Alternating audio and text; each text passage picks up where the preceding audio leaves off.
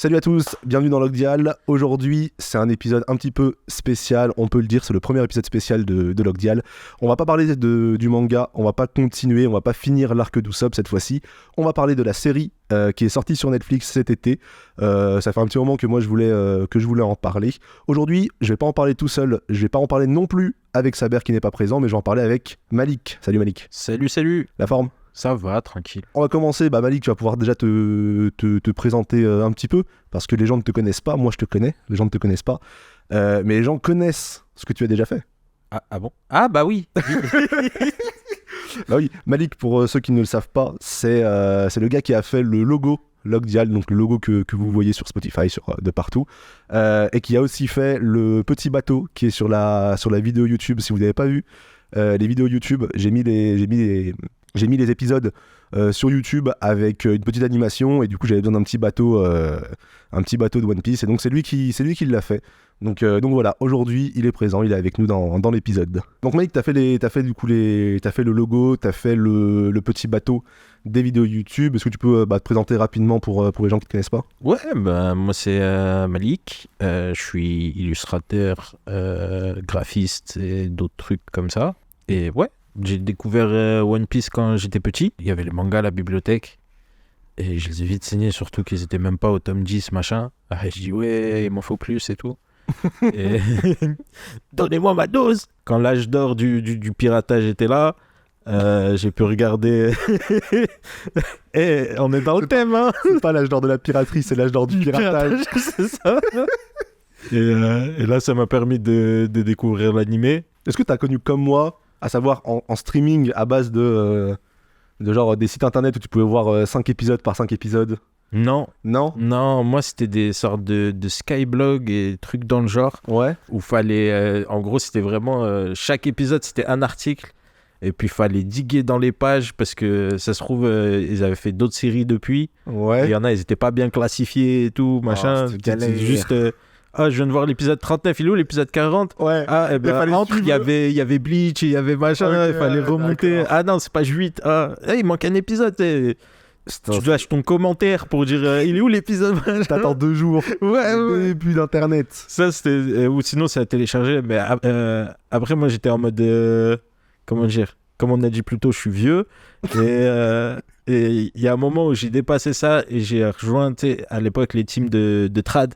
Ouais. Elles avaient des Chan IRC. Et ils disaient, ouais, vous rejoignez-nous sur le Chan IRC. Et moi, vu que j'avais pas de vie, je dis, vas-y, let's go. Et là, j'ai découvert aussi que tu pouvais télécharger sur les Chan IRC. Ok, d'accord. Et ça allait cher vite. Ok. C'était une folie pour moi. Tu sais, ADSL, machin. Ouais. Et ouais, en plus, je pouvais jacter tu trouvais une communauté de fans et tout, machin. Ouais. Et donc, après, là, j'étais vraiment full. Dès que ça sortait, je téléchargeais la version RAW, tu vois. Pour voir De l'animé, du coup. de l'animé, des scans aussi, tu vois. Ok, Et d'accord. je comprenais rien du tout. Mordu du truc. Après, la sortie anglaise, elle sortait avant. J'allais lire la sortie anglaise. Je comprenais rien. T'essayes de deviner ce que... Ah, je reconnais ce mot, tu vois. Et tout. Ah, okay, c'est comme ça que j'ai appris l'anglais. Ouais, de toute façon, comme beaucoup, hein, on a appris l'anglais avec l'école aussi, mais principalement avec les séries, les films et ce genre de choses. Ouais, non, moi c'était plus des sites internet où genre... par contre, j'avais un site genre Passion Manga ou un truc comme ça, où en gros t'avais des épisodes 5 par 5, et je me rappelle, genre tu lançais le chargement en streaming du premier. C'était l'époque où le streaming ça chargeait toute la vidéo. Ouais. Maintenant il y a des algos qui font que ça charge que ce que tu chapes. Ouais, parce qu'on n'a plus besoin de charger toute la vidéo en entier. Donc, on a des connexions internet qui vont beaucoup trop vite. Sauf qu'avant, c'était pas comme ça. Du coup, ça chargeait la vidéo entière. Et je me rappelle, je chargeais le premier épisode au complet. Je lançais le premier épisode, je lançais les 2 suivants. Et après, je regardais le deuxième, je lançais le 4e, etc. Yes. Et après, quand t'arrivais à la 5e, il fallait changer de page, donc il fallait préparer le celui d'après et tout. Et je me rappelle, c'était des mercredis après-midi, mais complets à mater du One Piece comme ça. T'as appris des skills d'organisation incroyables. Ouais, de ouf, hein. Bah, c'est ça, en informatique, de toute façon, c'est les jeux vidéo et le digging pour les films, les séries, ce genre de choses. C'est ça. Toute notre génération, je pense, qui sont un peu dans la le développement, tech. dans la tech, on a tous grandi comme ça. Bref, on s'éloigne du sujet, beaucoup. One Piece, c'était bien, du coup j'étais dedans. Voilà, t'étais dedans et t'as jamais vraiment lâché. Non, j'ai dû voir l'animé 3 fois. Ouais, comme beaucoup.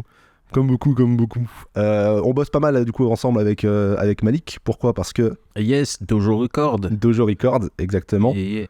Ouais, tu peux parler un peu de Dojo Record, on ouais. profite. Dojo Records, c'est un label associatif qu'on a monté officiellement en 2020 avec Engel Sama et avec Baz, qui sont des producteurs musicaux basés à Vanvelin dans le 69. Et ouais, donc on produit des sons et de la vidéo.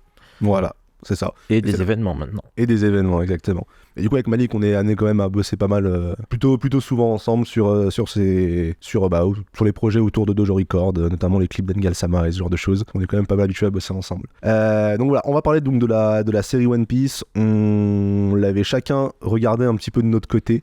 Là, on se l'est refaite, on se l'est rebinge-watché il y a quelques jours, histoire de la réanalyser, de prendre deux, trois petites notes pour pouvoir en parler. Et du coup, on va découper ça, je pense, en plusieurs parties. Je sais pas exactement, il y aura au moins 2 parties, peut-être 3, je sais pas. On s'est dit, c'est qu'on va faire le premier épisode, donc celui-ci, ce sera un épisode complètement sans spoiler. On va pas du tout spoiler, on va parler des 3 premiers épisodes qui correspondent grosso modo à ce qu'on a déjà fait sur Lockdial. Donc ça va jusqu'à la fin de l'arc d'Usopp, donc ça va spoiler juste la fin. Spoiler, Luffy gagne contre Kuro. Je pense que non. si on va voilà, Luffy gagne contre Kuro, on pourra parler de ça. Mais du coup, les épisodes d'après, je sais pas si on le fera d'un coup ou si on le découpera en 2, mais en tout cas, on se permettra de spoiler, peut-être pas non plus spoiler les derniers trucs de l'œuvre. De toute façon, on fera des spoiler alerts. On se fera des spoiler alerts, effectivement. On va du coup pouvoir en parler épisode par épisode, mais ce sera juste après le générique.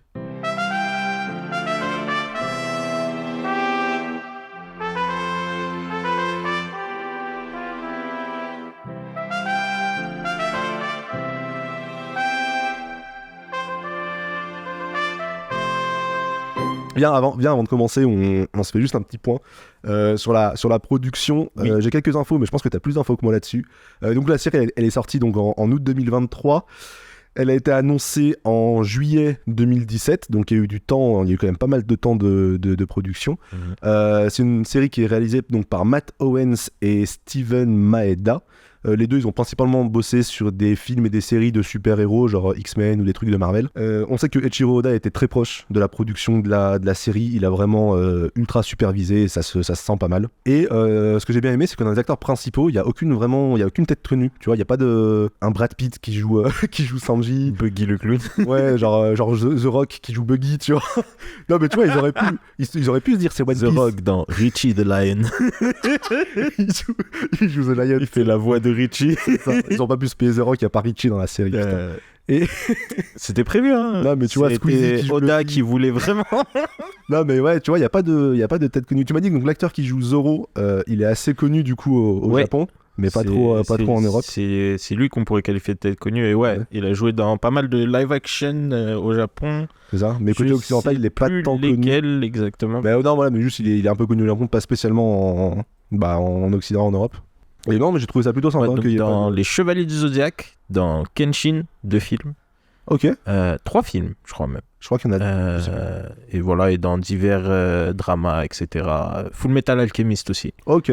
Donc, ouais. Et pour le public occidental, il a joué quand même dans la suite de Pacific Rim. Donc ouais, au début, moi, je sais pas, quand j'ai entendu qu'il y avait une série qui se faisait sur One Piece, j'ai eu peur au début. Je me suis dit, moi, première chose qui me vient en tête, Dragon Ball Evolution. C'est genre tout de suite, tu vois, dès qu'on te dit live action. C'est un trauma générationnel, je pense. C'est un trauma, je pense, pour tous ceux qui aiment Dragon Ball Z. Mais putain, Dragon Ball Evolution, quelle catastrophe! Surtout que je pense, on était tous en mode ouais, on connaît les live action japonais, tu vois, tu peux pas. C'est pas pour tailler, mais tu peux pas faire pire, tu vois. Ouais. En mode, tant que t'essayes de suivre l'histoire, nous on sera contents. Exactement. Il y avait pas grand chose à faire, hein, non, franchement. C'est un film de tape, quoi. Ouais, franchement. Faites Bloodsport, mais tu mets une perruque à Jean-Claude Van Damme, et on est content. Juste fais le tournoi d'arts martiaux. Juste tu fais un Tenkaichi Tournament, ça marchait. Je te jure. Des dalles blanches, il y a pas de décor. Tu mets des dalles blanches. Tu vas dans la montagne. Tatooine dans le désert. tu mets de la chose, tu fais un pélo avec un cosplay de sel. Mais non, mais en fait, c'est que le pire, c'est terrible parce qu'il y a des fan-films de DBZ qui sont incroyables. Il y a des courts-métrages où justement ils se battent contre Cell et tout qui sont incroyables. Et tu te dis, putain, ils ont pris le truc, ils ont eu la licence et ils en ont fait quelque chose de catastrophique, c'est assez dommage. Donc moi, premièrement, je me dis, comment on fait pas ça? Ouais. Je me dis, putain, film sur One Piece, enfin, série sur One Piece, j'ai un peu peur que ce soit bâclé. Ouais. Ensuite, on a eu la bande-annonce. On a eu la première bande-annonce. Il y a eu qui est un sortie. grand. Il y a eu un grand, ouais. Il y a eu un D'abord, grand on a eu le cast. Ah, moi, je n'étais pas Intéressant. intéressé. Ouais, t'avais vu un peu des infos sur le cast. Ouais, bah, ils avaient annoncé le cast avant qu'il y ait une bande-annonce et les gens commençaient un peu à critiquer, etc. Genre, il ressemble pas à mon personnage, machin. Ouais, parce qu'on les voyait en photo normale, pas en costume. Bah ouais, pas en cosplay. Par exemple, En costume, pas en et costume. la vanne qui revenait le plus, c'était que l'acteur de Sanji ressemblait plus à Eminem.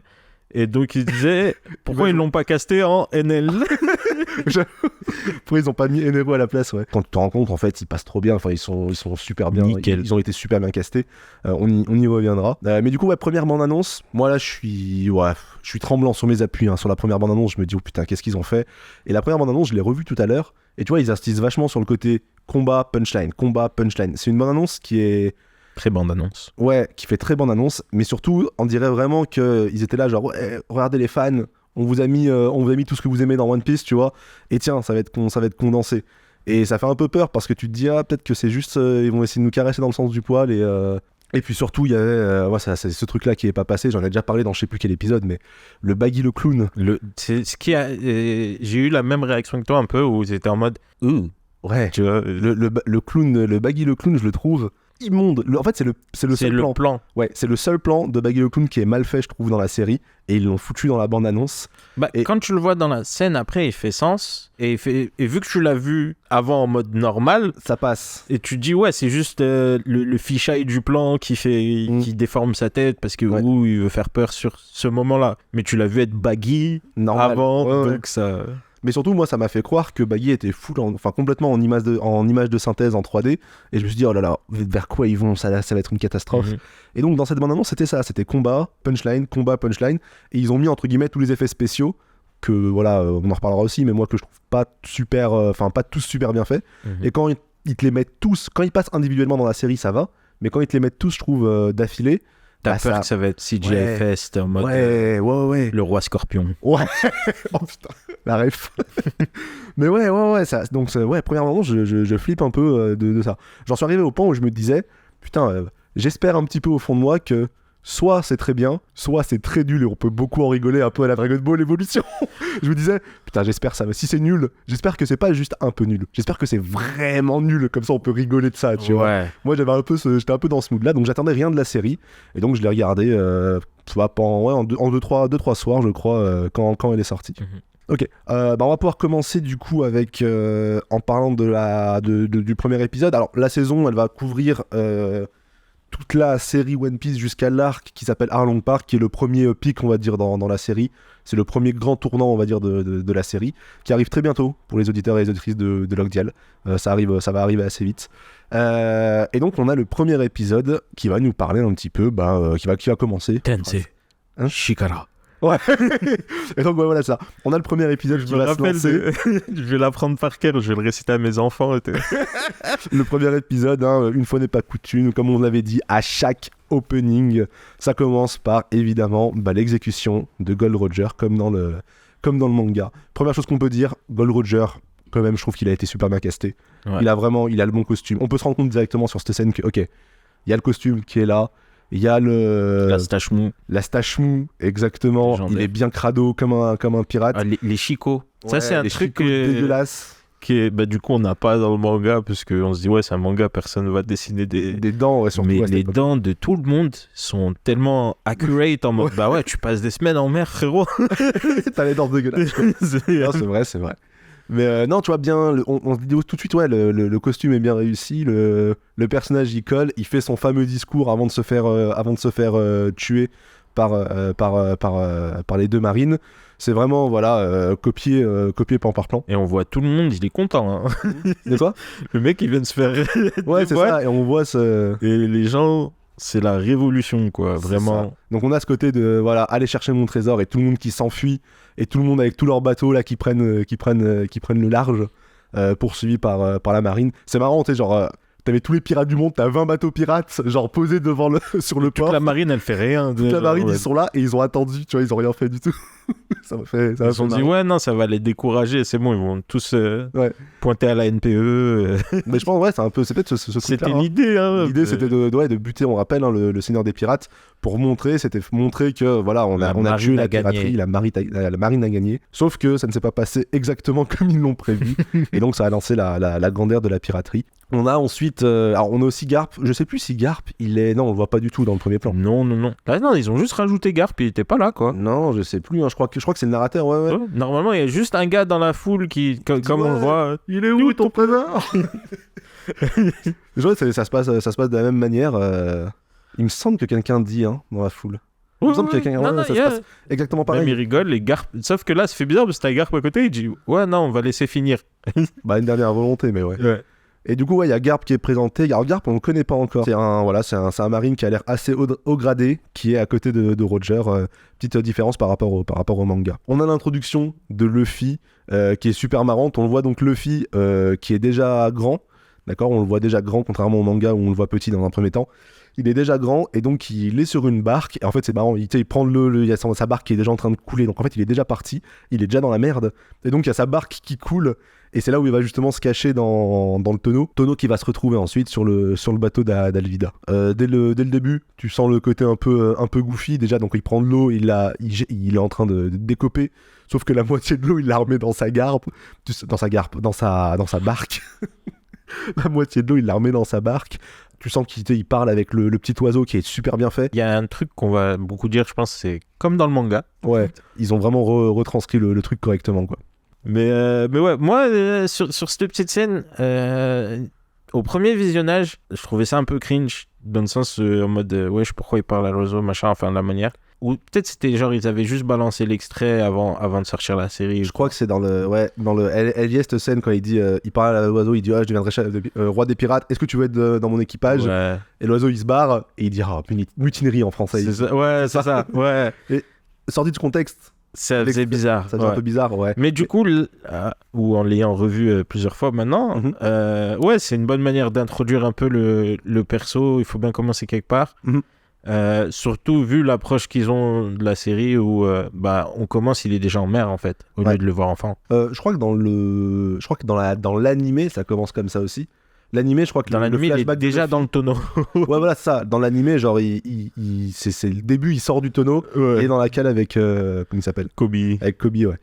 Ensuite, on va arriver, donc il va se mettre dans le tonneau, il va se faire récupérer du coup par Alvida pendant qu'elle faisait un abordage. Alvida, extrêmement bien castée. Elle joue trop bien, elle fait vraiment peur. Son bateau, il est respecté, c'est le même bateau avec les petits signes, les petits cœurs et tout. Les boulets de canon roses. Ouais, les boulets de canon roses qui font des paillettes quand ils explosent.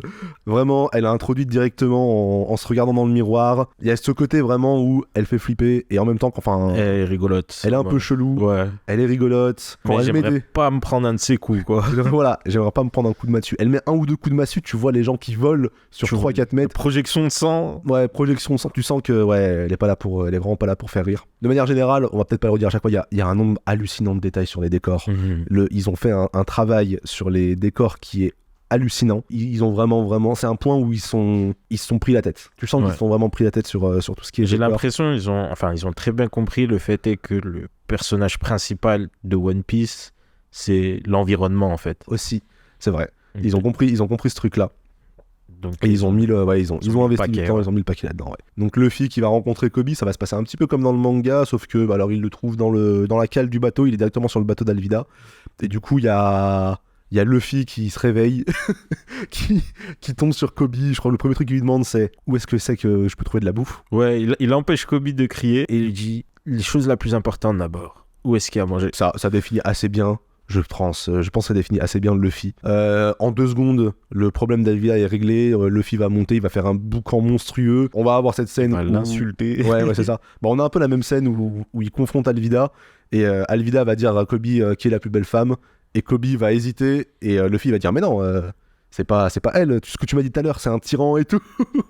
Et en gros, il va forcer, entre guillemets, Kobe à sortir de sa torpeur. Ouais, de sa torpeur. Donc ça se passe pas exactement dans le manga, mais je veux dire, c'est respecté. On a le côté de la domination d'Alvida par rapport à Kobe, enfin la soumission de Kobe à Alvida, Luffy qui arrive et qui le force, entre guillemets, à sortir un peu contre son gré, même si c'est ce dont il avait besoin. On va garder ce truc-là. Et ça va être un truc récurrent dans la série. Vraiment, on va avoir ce respect, on va dire, du principe de l'œuvre en changeant des situations. Et je trouve qu'à chaque fois qu'ils le font plutôt bien. Oui. Tu vois, j'ai pas un exemple en tête où je me suis dit, ah là, ils abusent. Il y en aura sûrement un qui vont venir pendant qu'on fera l'épisode, Ouais, tu vois, ouais. mais il y a rien de ultra choquant, selon moi. Donc on va voir les premiers effets de Luffy qui utilise le Gomu Gomu no Mi, donc le fruit du caoutchoutier. D'après Bilal, les meilleurs CGI qu'il a jamais vu de sa vie. La texture est parfaite. C'est vraiment, ouais. Non, on sent que ça manque un petit peu de texture. On en parlait un petit peu, et en fait, je trouve qu'ils ont eu l'intelligence de ne pas en mettre trop. Oui. Parce qu'ils savaient, je pense, que c'était entre guillemets un de leurs points faibles. Je trouve que quand Luffy étire ses poings, il y a des fois, si tu t'attardes un petit peu trop, par exemple le coup de poing qu'il met à Alvida, où tu vois vraiment, c'est la première fois que tu le vois, et ils prennent le temps de te le montrer, et ben je sens que c'est un peu lisse, quoi. Ça fait CGI de cinématique de jeux vidéo. Ça fait un peu, ouais, c'est ça. Ça fait un peu cinématique de jeux vidéo. Mais comme tu as dit, le fait qu'il s'attarde pas trop dessus, Mhm. ça passe, moi je trouve. C'est ça. J'arrive à faire abstraction. Ouais, c'est ça. Il y a 2-3 plans où vraiment, je cligne un petit peu des yeux, mais la plupart du temps, ils le font rapidement. Il y a plein de petits moments où Luffy va utiliser son free, genre il va s'étendre, mais vite fait, tu vois, on le voit pas, on le voit dans des combats où vraiment il s'étend sur le côté, tu sais, ça fait un peu cartoon, genre tu te prends un coup et ton ventre, il fait un arc de cercle. Ouais. Et ça passe super bien parce qu'ils le font super vite, c'est dans l'action, mais quand ils s'attardent dessus, je trouve que ça fait un peu cheapos. Ouais. Donc, après, ce que je comprends aussi, puisqu'on est sur une série télé, donc avoir une CGI de film, comme on dit, de long métrage, c'est pas la même. C'est pas pour rien que les séries CW ressemblent à ce qu'elles ressemblent, Flash, tout ça. Ouais. Voilà. C'est quand même mieux que Flash. Et voilà, il y a quand même... Ouais. Si on compare à un truc de... Comment dire, avec des super pouvoirs au format série... Ouais, on est quand même sur du quali. Ouais, je suis d'accord, t'as raison. En vrai, de vrai, ouais, c'est... Mais oui, c'est... Mais c'est ce qu'on disait, en fait, je pense qu'ils ont dû faire un choix au bout d'un moment, ils n'ont pas budget illimité, c'est pas Rockstar. Et ouais, ils ont dû faire un choix, et donc le choix, il est parti dans les décors, dans les costumes, et probablement dans le scénario, parce que c'est vraiment là où la série excelle. Les combats aussi. Et les combats, les chorégraphies des combats, effectivement. Et justement, tu m'offres une transition toute trouvée. Trop fort. Parce que justement, on a l'introduction de Zoro juste après.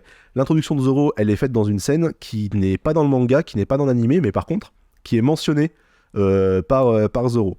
En fait, la scène de présentation de Zoro, c'est une scène où il y a un assassin. Oui, c'est des assassins mercenaires, quoi. Ouais, des contract killers. Ouais, voilà, ça, des tueurs à gages, on va dire. Je rapporte une touche anglophone sur ce podcast.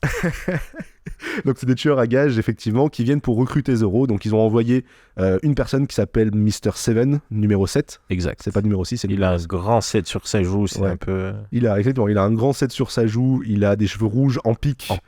Il a des vêtements un peu chelous. Et ce que tu me disais, qu'ils ont tiré ça vraiment d'un croquis dans un SBS. En fait, c'est Oda qui a dessiné. En fait, il y a ce personnage-là, on le voit pas dans le manga. Il vient d'une organisation qui s'appelle Baroque Works. Et dans les Baroque Works, ils sont tous des numéros. Donc on voit les autres numéros, mais on le voit pas lui. Le numéro 7, on le voit jamais. Pourquoi on le voit pas ? Parce que Zoro mentionne à un moment dans le manga, quand il rencontre une autre personne du Baroque Works. Donc spoiler un peu, mais... Non, il va rencontrer une autre personne du Baroque Works et il va lui dire on a envoyé numéro 7, enfin t'as tué un de nos amis numéro 7. Et c'est cette scène justement qu'on voit, c'est numéro 7 qui est envoyé pour recruter Zoro et Zoro qui le bute parce qu'il a pas envie de le rejoindre et au passage qui va livrer la prime parce que c'est ce qu'il fait, c'est un chasseur de primes. C'est ça. Ça permet de voir aussi Zoro se bagarrer pour une première fois. Exactement. Dans une très belle chorégraphie. Très belle chorégraphie, dans une très belle scène. On va voir que Zoro, le principe du personnage dans la série, c'est faire que des punchlines. Que des punchlines. Il rigole pas. Bagarre punchline. Voilà. Tout simplement. Ils se prennent pas la tête, ils ont simplifié, mais en fait c'est l'essence même de Zoro. C'est à chaque fois il va avoir des lignes trop stylées, que des one-liners, que des punchlines. Quand il faut faire la bagarre, c'est lui qu'on envoie. Donc il va défoncer Mr. Seven et il va le vraiment dans un sac pour le livrer à la main. Coupé en deux. Hein. Ah ouais, c'est vraiment pour le coup c'est bien violent. Hein. Il le découpe en deux, il se bat avec 2 sabres. D'accord, c'est ce que je disais aussi dans la bande-annonce. Je disais on le voit se battre à 2 sabres, on le voit pas se battre à 3 sabres. Mais finalement si on va le voir quand même se battre à 3 sabres un peu plus tard. Et donc voilà, Mr. Seven qui a été tiré d'un SBS, donc un dessin qui a été fait par Oda. Quelqu'un lui a demandé monsieur Oda, on n'a jamais vu Mr. Seven, à quoi il ressemblerait. Oda a fait un croquis, et si tu regardes le croquis et le personnage, bah, ils se ressemblent un petit peu, tu vois. genre les pics, les trucs en pic et tout, et ça ressemble. Donc je trouve ça marrant qu'ils soient allés chercher ça. Ouais, vraiment dans le détail, quoi. On va avoir aussi le flashback de Luffy dans cet épisode. Quoi? Je viens de voir le dessin. Ah ouais? Ah non, mais c'est une honte. Oda, il se moque du monde. Ah, mais vraiment, vraiment. Tu sens que dans les SBS, il se la raque beaucoup dans les SBS. Hein, donc Mais vraiment. du coup, il ressemble. Un peu, il y a quand même ce truc-là, tu vois, il y a un air de ressemblance, on est d'accord. Ah, ils avaient très peu sur quoi se baser. Ils ont fait un très beau boulot parce qu'ils l'ont rendu charismatique. Oh mon dieu. Là, c'est fort. Mais c'est ça, en fait, c'est ce que dans la série, on va aussi s'en rendre compte. Ils ont l'univers de One Piece qui est tellement riche que tout ce qu'ils ont mis dedans, ça vient de quelque part dans One Piece, d'accord ? On va pas s'attarder dessus, mais dès que vous voyez une marque, dès que vous voyez une bouteille avec un nom de marque de vin, d'alcool, de n'importe quoi, c'est que des trucs qui sortent de One Piece, qui sont genre, oui, mais c'est la bouteille que cette personne-là boit au tome 66, chapitre 657. Tu fais, waouh, vous avez vraiment digué, et vous avez sorti que des trucs de One Piece, quoi. Donc bon, on va pas, voilà. Il y a des vidéos, je faisais voir je t'en parlais, la vidéo de Sofiane, qui parle de ça un petit peu, et tu fais, ouais, ok, d'accord, ils sont vraiment pris la tête, et ils ont respecté ça. On va avoir, du coup, le flashback de Luffy qui va être montré. Donc on va enfin voir Luffy petit, donc ça va se passer pareil, il va être sur sa petite île. Il va y avoir les pirates de Shanks, ça va se passer grosso modo de la même manière que dans le manga. On remarque un détail qui n'est pas... Ah... J'ai pas envie d'en parler maintenant, en fait. Il y a un détail qui est pas dans le manga, mais on peut pas en parler maintenant. Ah en fait, oui. Sans spoiler, si vous voulez, il y a un détail dans ce flashback qu'on apprend bien plus tard dans le manga. J'ai envie de dire deux détails. La musique qui passe dans la musique de fond, ouais, il y a une référence dans la musique de fond. Il y a la musique, il y a une musique particulière qui passe. Mais surtout, le gros détail, c'est le fruit du démon. On peut pas en parler. Oui, non, mais juste, on peut dire sans dire, le fruit du démon, il est contenu dans un contenant. Et c'est un sacré petit détail. Ouais, effectivement, le fruit du démon est contenu dans un contenant qui est important. On m'a ramené ici pour l'éloquence, vraiment. Je suis là pour la langue française. Rajouter du vocabulaire. La touche anglaise et le vocabulaire. Mais ouais, effectivement, le contenant du fruit du démon a une importance.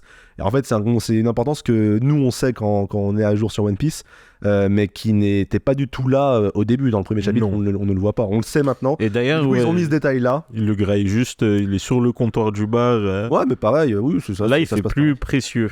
Mais ouais, non, il le mange plus ou moins de la même manière, donc il le trouve. C'est un peu squeezé et passé rapidement, mais on va retrouver ça. On va retrouver le brigand qui va revenir pour embêter Shanks. On retrouve le même humour dans les personnages comment ça s'appelle ? On va retrouver le même humour. Ouais, on va retrouver le même humour dans l'équipage de Shanks qui se moque de Shanks quand il se fait. Alors il lui met pas la bouteille sur la tête, il la met par terre, mais c'est pareil plus ou moins. L'équipage de Shanks, vraiment, Chara design trop bien fait. Incroyable. Ils les ont tous trop bien refaits dans le Chara design et dans le délire.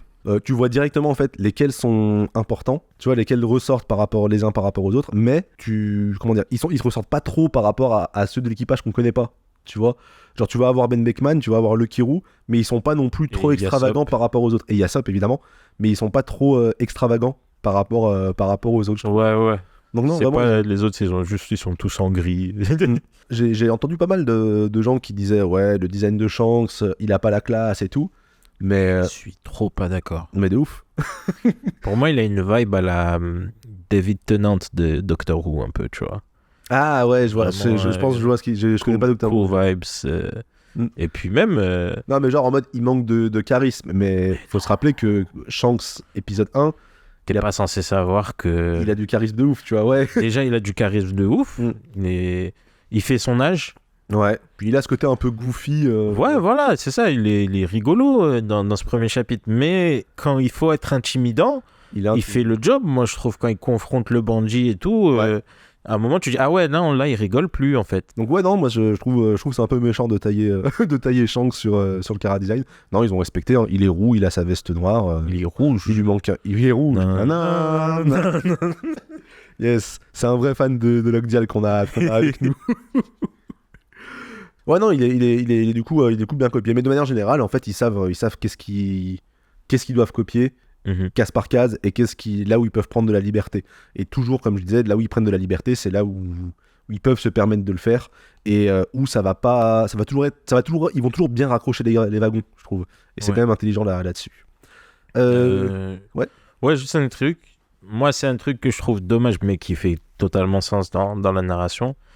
En fait, le flashback, il est éparpillé au cours de l'épisode aussi. Et même, je crois même qu'il continue dans l'épisode 2. Ouais, voilà. Et c'est un schéma qu'ils vont avoir beaucoup avec les flashbacks, c'est-à-dire ces flashbacks, on les a par bribes un peu. Ouais. Au lieu d'avoir ce qui est pour moi symbolique de la narration dans One Piece, c'est où tu as... ils arrivent, il y a toute une embrouille qui se passe, et au moment critique, on va avoir un gros flashback qui va tout recontextualiser. Ouais. Pour nous en plus, parce que Luffy, quoi qu'il arrive, il s'en fout. Ouais. Et après, t'as la résolution. Et t'as une deuxième lecture, ouais, c'est vrai.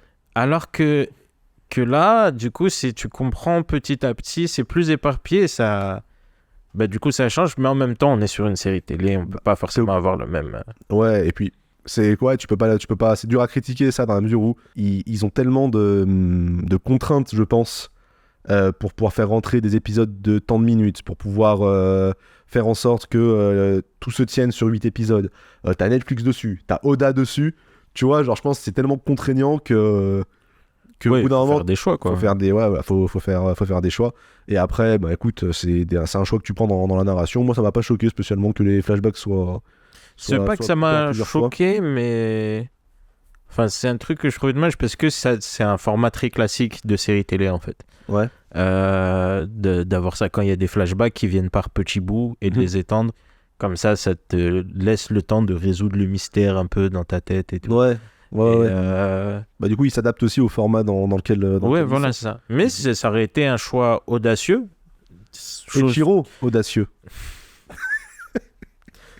Ok. Et qui manque pas de faire visuellement, en tout cas, ou des choix de réal qui sont assez audacieux, moi, je le trouvais, pour certains. Dont certains que j'aime pas aussi, machin. Mais c'est mon avis. Ouais, c'est un choix de réal. Moi, ça me choque pas particulièrement. Il y a un truc qu'ils vont aussi faire assez souvent et qui est super intelligent, donc là ils le font pour la première fois, c'est qu'ils vont souvent centraliser plusieurs storylines qu'on a différemment dans le manga au même endroit. Par exemple, sur la première île, ils vont introduire Nami en fait dès le premier épisode. Oui. Sur la base de la marine en fait. Donc ils vont un petit peu modifier le plot. Normalement, Nami va voler la carte de Grand Line à Baggy, sauf que là c'est la marine qui a donc le capitaine Axe Hand. Ouais, Morgan, voilà. Morgan a la poignée de fer. Donc c'est lui, dans sa base, qui a la carte vers Grand Line, que Nami recherche. Donc Nami va aller la chercher. Zoro va être ici. Luffy va emmener Kobe ici pour qu'il devienne marine. Et donc tout va se regrouper ici. Et aussi, pareil, au sein de ce truc-là, ils vont regrouper tout le monde dans la taverne pour que tout le monde se croise à cet endroit-là. Donc il y a une scène dans la taverne où t'as à la fois Zoro qui vient à la taverne parce qu'il ramène le corps de Mr. Seven pour se faire payer. Donc il va s'embrouiller avec Hermep dans la taverne. Dans la taverne, il y a Nami qui est là, qui drague un petit peu un gars de la marine pour lui voler son uniforme. T'as Luffy et Kobe qui sont là parce qu'ils sont en train de manger, tout simplement. Ouais, et ils essayent de trouver un plan pour rentrer dans la base. Ouais, c'est ça. Enfin, Luffy essaie de trouver un plan pour rentrer dans la base et parce que franchement, on connaît Luffy, son plan il est très efficace. Ouais. Il dit je m'attache à un oiseau et j'arrive par le ciel. Exactement.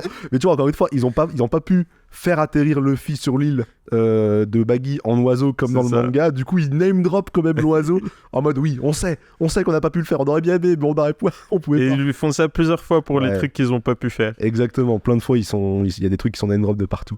Mais ouais, et du coup tout le monde va se rencontrer dans cette, enfin va se croiser entre guillemets. Il va y avoir un gros événement dans cette taverne qui va faire découler la suite de l'histoire, où du coup à partir de là, Luffy, Zoro, Nami vont avoir le même objectif, à savoir aller dans la caserne militaire et Et Enfin, donc tout Zoro, il a emmené un peu de force. Mais, mais Zoro mais il s'y allait y retrouve. aller, de toute façon. Exactement. Donc on a introduit du coup justement via Zoro au colonel Morgan qui a pareil, il a la mâchoire de fer, il a le bras en axe, en hache. Il est dans un bureau où il y a que des tableaux de lui Qui fait 10 mètres de qui font haut. 10 mètres de haut. Le mec est mégalomaniaque. Il a pas de statue de lui. Mais non, il y a une par petite contre- statue en bas, genre. Mais Ah ouais? Ouais. Mais je elle l'ai est pas fait pas, gaffe. c'est pas genre la statue tout en haut, Ouais, en mode Mussolini, full dictateur. putain. C'est les statues dans Just Cause 3 qui doivent faire descendre. Tu dois casser là. Mais du coup, ouais, non, il a pas ça, mais par contre, tu sens qu'il est mégalomaniaque. Ouais. Et donc, dans ce bureau-là, c'est là où il y a le coffre, justement, où va y avoir La carte. la carte que Nami va chercher. Donc, tu vois, il va y avoir tout ça. Il y a Luffy qui va rentrer dans la caserne, il va croiser Zoro. Ensuite, il va croiser Nami en allant voler. Je sais même plus comment il se retrouve. Il se cache de la marine, et Nami, elle est déguisée en marine, et il y a cette scène qui est un peu marrante où les deux se cachent de l'autre, et t'as Luffy qui se dit, bah attends, moi je me cache, j'ai une raison, mais elle a pas de raison de se cacher. Et tu vois, donc il comprend en fait qu'elle aussi, c'est pas une marine, et donc ils vont s'allier pour aller chercher la Et il la carte. reconnaît du bar aussi. Ah, il la reconnaît du bar Il me aussi. semble. Ah, je me souviens plus. Mais du coup, il y a ce truc-là, un peu, cette situation un peu marrante qu'ils les mettent Ouais. ensemble. Donc Nami et Luffy se retrouvent ensemble pour aller chercher la carte. Donc ils savent que la carte, elle est dans le bureau du colonel. Ils vont monter ensemble dans le bureau. Mhm. Donc t'as Luffy qui se balade dans une base marine tranquille, tu vois. Comme s'il est chez lui. Comme quoi. s'il est chez lui. Nami qui fait tout son possible. Il ouvre pour, des portes au ouais. pif, Il ouvre des portes. sans vérifier avant. Exactement, t'as Nami qui joue grave la comédie en se faisant passer pour une marine avec l'uniforme, et il y a ce running gag de Luffy qui me fait beaucoup rire. Genre t'as Nami et Luffy à un moment qui parlent et elle lui dit ouais, cette base elle est au capitaine Morgan, au colonel Morgan, on l'appelle le colonel à la main de... De hache. Ouais, à la hache, à axe hand comme tu Ouais. dis, main de hache Morgan, et Luffy il se dit tiens, je me demande pourquoi il s'appelle comme ça. Et juste après, ils vont croiser le colonel. Et il y a ce plan, Luffy qui baisse les yeux, qui regarde la hache. Et tu le vois, il fait ah. Il le refait une deuxième fois avec Zoro. Ouais. Juste après, quand il dit Il le met où le troisième sabre? ouais, mais pourquoi t'as 3 sabres? Pourquoi tu le mets où le troisième sabre? Et quand il voit Zoro se taper, il fait ah. C'est là où il va. Cette blague, elle me tue de rire, elle marche trop bien. Ce petit humour de Luffy pendant tout l'épisode et pendant toute la série en général, il marche vraiment bien. Ils ont réussi à le doser correctement. Tu sens que voilà, il y a Oda derrière et que qu'ils ont gardé cette Luffy est atmosphère-là. toujours con. Ouais, toujours. Ils ont pas changé ça va. Donc bref, ils vont se retrouver dans le bureau.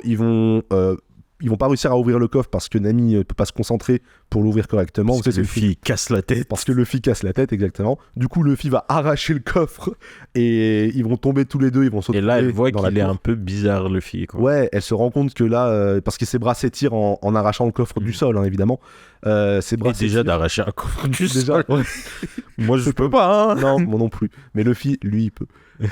Et du coup, ils vont se retrouver, ils vont tomber par la fenêtre et ils vont se retrouver à côté de Zoro. Non, attends. Non, Zoro a été libéré à ce moment-là. Ils vont se retrouver Luffy dans la a cour. libéré Zoro quand il est rentré. En essayant de recruter Zoro. Ouais. Et donc, c'est un peu aussi différent dans le manga. Parce que dans le manga, Luffy Il y a force tout un peu à marcher sur Zoro en mode Ouais. si je te libère, tu me rejoins. Tu Ouais. vois. Ou alors tu restes ici et tu meurs. Voilà. Et il va lui chercher ses sabres. Il n'y a pas cette histoire de sabre. Mais du coup, Zoro va chercher ses sabres tout seul. Seul. C'est Ouais. ça. Donc, quand il Et, tombe dans la et là, Luffy libère Zoro. Il fait non, je te demande rien. C'est juste, je trouve c'est dommage, tu restes là. Ouais. T'as un beau rêve. Exactement. Oui, il lui parle de son rêve. On commence à avoir le flashback, je me souviens plus. Non, il dit juste j'ai fait une promesse. Il dit, j'ai et fait une je- promesse. Et je serai le meilleur. Sabreur. Oui, le flashback, on le garde pour après, pour l'épisode 3, Mhm. je crois. Donc ouais, on n'a pas encore le flashback de Zoro, ça aussi c'est une petite différence. Donc les deux se retrouvent dans la cour. Zoro, entre-temps, est parti chercher ses sabres et il nous offre une scène qui est, mais magnifique avec Hermep, où t'as Hermep qui est à poil dans sa chambre en train de jouer avec le C'est sabre. vraiment cadeau, Zoro. quoi. C'est vraiment, tenez, j'ai ce personnage-là, il est complètement con. Amusez-vous avec. C'est Genre- vraiment ça. Genre, et ils l'ont foutu à poil et t'as Zoro du coup qui le surprend. Hermep qui sait plus où se mettre. Il se cache Et avec un il se cache nounours. avec un petit nounours, ouais. et du coup, Zoro qui ne le tue pas, mais il lui fait sa coupe, il lui donne sa coupe emblématique, parce qu'à la base, il avait les cheveux longs. Il lui donne la coupe emblématique dégueulasse, là, comme je disais, de Drago Malfoy. J'aime bien, ça veut dire dans leur tête, pour les créateurs de la série, ils se sont dit personne de censé ne se donnerait cette coupe. Oui, c'est genre, Faut que ce soit une punition. faut que ce soit quelqu'un qui te punisse pour la faire, exactement. Parce que c'est chum de fou. Mais il la gardera pendant tout le... Tout après, il pendant tout le... ouais, il pendant l'assume. toute la série, il la garde. Tant que j'ai pas battu Zoro. C'est ça. Je garderai cette coupe. C'est son rêve, tu sais. Et donc voilà, donc Zoro va récupérer ses sabres, il va descendre, et en fait en descendant, il va voir Nami et Luffy se battre contre toute la marine qui essaye de récupérer le coffre. Nami se bat, enfin fait que protéger le coffre, et Nami et Luffy se bat. C'est marrant, tu la vois se battre, elle est toujours autour du coffre. Ouais. Et donc Zoro vient, il les aide, et ensuite t'as le colonel Morgan qui arrive, et donc là c'est une bagarre en 2 contre 1, donc Luffy et Zoro qui vont commencer à se battre ensemble contre le colonel Morgan pendant que Nami protège le coffre. Et donc ils vont réussir à le battre en s'accordant, en accordant un petit peu, en stratégie. Luffy qui t'attaques dit, en haut, ouais, t'attaques en haut, j'attaque en bas. Et donc ils arrivent à le battre comme ça. Et à ce moment-là, au passage, il y a Morgan qui se vante évidemment d'avoir capturé le capitaine Kuro, le fameux capitaine Kuro. Aux 1000 plans. Kuro aux 1000 plans, exactement. Et voilà, il est là, oui, je suis celui qui a capturé le capitaine Kuro, vous ne pouvez pas me battre, machin. Mais tout va bien, je vous rassure, il arrive à se faire battre. Donc ils s'en vont pendant... Là-bas ? Quelle surprise. Quelle surprise, voilà, spoiler, à la fin, Luffy gagne. Et du coup, on voit Zoro avec 3 sabres. Et on voit Zoro, effectivement, qui se bat qui fait son avec 3 sabres onigiri. Et qui met son bandana autour de la tête. Ils ont respecté ce truc-là, son Et bandana. Morgan attend. Et Morgan attend qu'ils finissent. Ouais, mais c'est normal. C'est une question de montage, Malik. Je comprends pas le montage vidéo. C'est comme ça que ça se passe. Le montage image. Alors aujourd'hui... Toute cette petite bande va se retrouver du coup sur le quai pour se barrer en vitesse. Il se barre avec... Ah oui, j'ai oublié, mais putain, Nami, elle avait été introduite en volant le bateau de Baggy de con, là. Oui, c'est ça. Donc Nami a été introduite de la même... quasiment plan par plan, la même chose. Nami qui se fait passer pour une faible femme sur les mers. Et les 2 cons de sous-fifre de Baggy qui descendent pour essayer de lui voler son trésor. Elle switch de bateau et elle laisse comme des cons sur la mer. Et donc, Nami, Luffy et Zoro, à la fin de l'épisode 1, se barrent avec la barque de Baggy. Ouais. Mais elle-même vient pour les arrêter. Ah oui, c'est vrai. Elle-même vient pour les arrêter. Et mais Kobe lui met une droite. D'ailleurs, une droite à la Edgar Wright un peu. C'est-à-dire, elle vient juste hors du cadre. Ouais, c'est très comique. Oui, c'est vrai. C'est très comique qui sort hors cadre. Et boum, il arrive pour lui foutre une droite. Il le met dans les pommes. C'est à ce moment-là où, du coup, Luffy, c'est marrant. C'est un peu touchant cette scène de Luffy qui dit allez on y va et Kobe lui dit bah non, moi je vais rester ici pour m'engager dans la marine. Tu vois la fierté. Tu vois à la fois Luffy, je vois que c'est un mélange de fierté et en même temps c'est dommage mon pote il vient pas avec moi quoi. Ouais, c'est un peu ça. Et il lui dit tu deviendras un bon marine, ça veut dire qu'on sera ennemis à partir de maintenant. Et donc ils se séparent là-dessus. Kobe reste. Donc c'est Kobe qui met, c'est marrant, c'est Kobe qui lance le bateau de Luffy qui met le petit coup là pour qu'il démarre. Et donc Nami, Luffy et Zoro prennent la mer ensemble dans le petit bateau de Baggy pour de nouvelles aventures. Ma prochaine note, c'est les Dendenmushi, putain. Oui. Les Dendenmushi avec un petit cœur, mais... Oh, les Dendenmushi. Ils les ont tellement bien fait. Voilà, il est là le budget CGI. Maintenant, c'est pas de la CGI. Non, c'est des animatroniques, je pense, mais c'est les meilleurs animatroniques du monde. Les Dendenmushi, ils sont trop bien faits. Donc on voit la scène d'après, je crois que c'est... On voit Garp. Oui, qui reçoit un appel. Qui était à côté de Roger. Et du coup, ça fait... Ouais, tu l'as trop bien fait. Oui. Et on comprend que du coup, il reçoit l'appel, que quelqu'un lui dit qu'il y a une base marine qui a été attaquée, et que donc... c'est un pirate au chapeau de paille. C'est un pirate au chapeau de paille qui l'a attaqué. On voit que ça tilte chez Garp. Et je crois que c'est dans cet épisode où on voit Baggy pour la première fois, qui est introduit pour la première fois avec... Parfaitement. J'ai fait de l'ASMR pour vous. Il est introduit parfaitement.